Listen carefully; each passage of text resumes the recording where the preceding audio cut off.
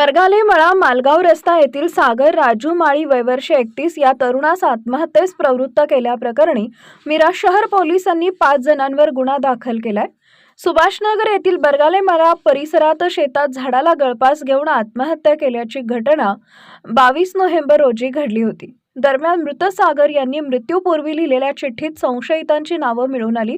या प्रकरणी मिराज शहर पोलीस ठाण्यात सागरचे वडील राजू गुंडा माळी यांनी फिर्याद दिली आहे।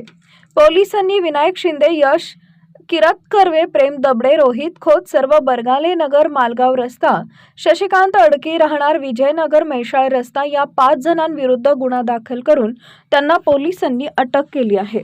पोलिसांनी दिलेली माहिती अशी की दिनांक 22 नोव्हेंबर रोजी बरगाले मळा परिसरात अमृत अनिल मुदगे यांच्या शेताशेजारीच ओढ्यात असलेल्या कवटाच्या झाडाला सागर माळी याने गळफास लावून घेतला।